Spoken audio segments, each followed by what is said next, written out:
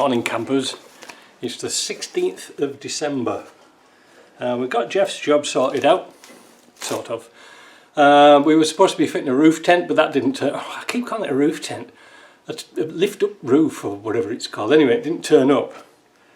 Hopefully it'll be here this week and we get rid of that car. But the parts came from Ashcroft's on Sunday.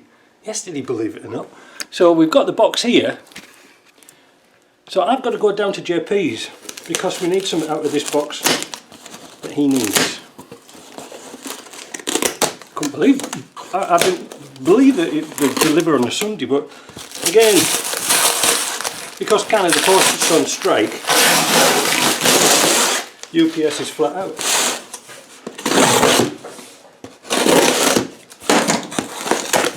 Don't bother with staples.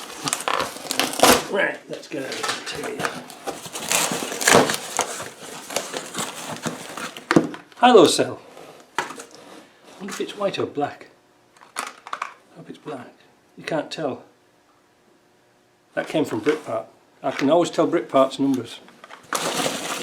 Must be a secret. Oh, there it is, right at the very top. So that's the part we were after.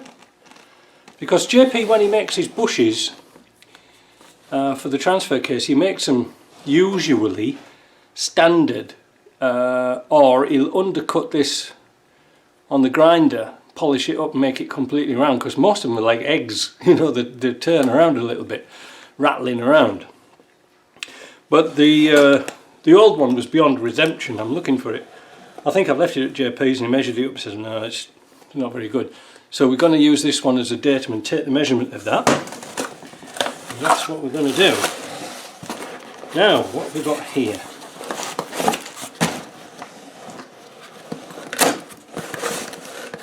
Because we're going to do something really special with this box.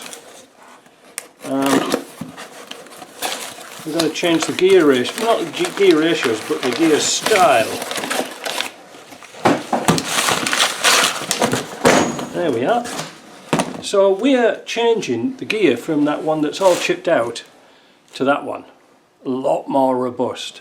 I had the old gear somewhere kicking about and I was showing somebody the other day and it's not here. Let me go and see if I can find it. Here it should be. You've seen this a few times on the video. You can see all the teeth have gone there.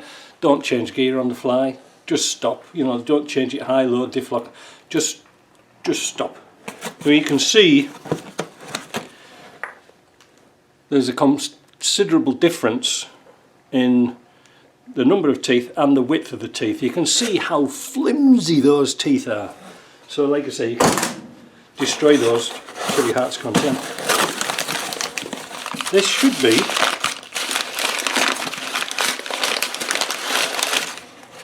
that's the corresponding gear that goes on the main shaft.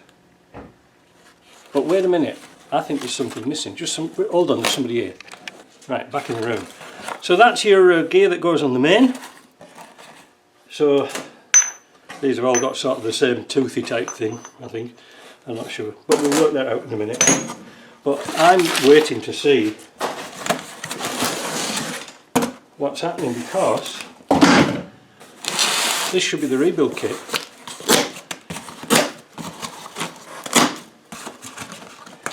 The LT230.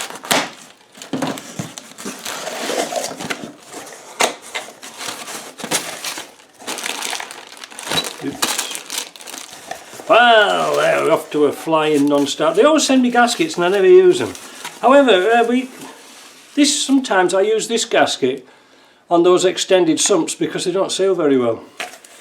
But again, I've got a good collection of those now. Oh dear, they keep sending me Harry Jewel. Diet. Seals, as usual. Seals. Kit, it's got that spacer in there, collapsible. That goes in the bin because they are crap. Can't even do anything with them. So gets rid of them. Oil seal, bearings, Timken bearings and coil. But no intermediate gear. Well, that's proper band jacked us up, isn't it? Now what? Why didn't it say? What was on the parts list?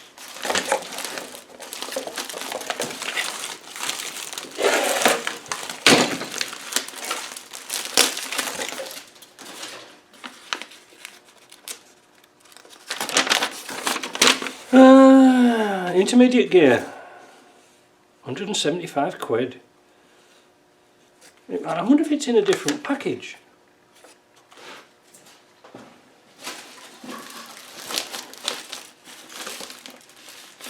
Oh yeah, look here, look carefully. One of two. Why couldn't they get a bigger box and put it all in one box? That's what you pay transport fees for. I rebuilt the differential because I already had some parts and it was really good condition. And of course in the kit it comes with 4 washers, but I already have these in stock, so I'll put the all I do is get a jump on them, do it, and then put these back into my stock. Also I changed these shims. These shims go in here. I don't want to take it apart again to show you because I've already done it, but that gives me an opportunity now to build this up, because we've got just about everything we need. Let me just double check. Yeah, we've got quite a few bits and pieces here, so we can get a start on this by just doing some assemblies. We've done this before, but we're going to give the low range gear a head start with some oil. I just clean off the outsides of these. I don't sandblast or bead blast the gear teeth. Just do the outsides. Just cleans them up. Because there was a lot of burnt oil on this thing. An awful lot of burnt oil. Right. Ooh, feels nice. Next thing. This hub. Now again, when you come to put this selector hub on, it will go either way around, but just make sure you've got the right one. If you're building one of these up from parts and stuff like this, there's different diameters of here, this spline, and there's different teeth. These are the thin teeth, so you want to get the, if in doubt ask Ashcroft, they'll tell you. Now that's a nice tight fit on there. So what I'm going to then, we're going to fit our new gear. The bush fits nice, same bush, and then we're going to fit the nut back. No, we're not. We're going to put the split bearing on, and then we're going to fit the nut. So you know, sometimes you do a lot of this messing about. You've got to double check things all the bloody time, eh?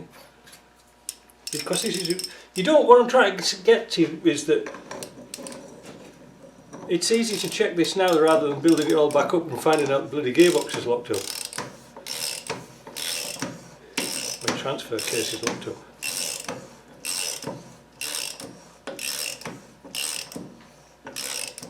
Still turning. Oh, what's happened here? It's locked up. And I haven't even tightened it down, you know. That's tight.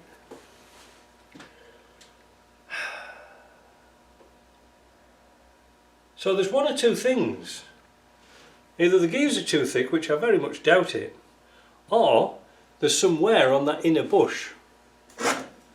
You know, but I can't see it myself, like. So we're going to have to do something a bit tricky. Back that off. Now it turns. We're not talking much, eh? And again, there's no shims available.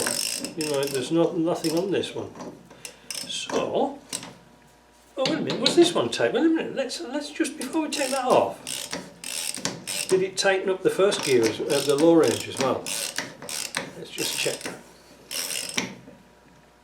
Right. Perfect. Tight. Tight as a tiger. So, how are we going to rectify that?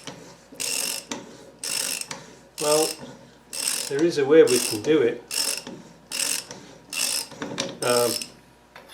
It's not available to everybody. But what we're going to do is just get that bearing off there again. Let's get that gear out of the way.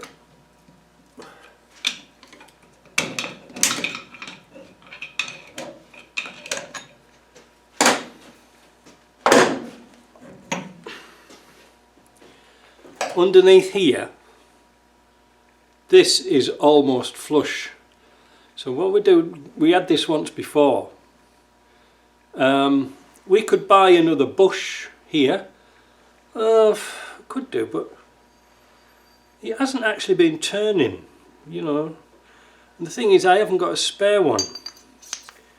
So when I go back down to JP's shop, I'll get him to take 1/1000 of an inch off here. We'll take that gear down and set it in his vise, and we'll do the same again until it's nice and clear, nice and free.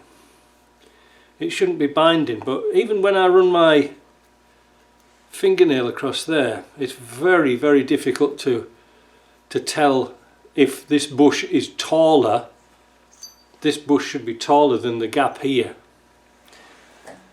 Yeah, bummer, eh?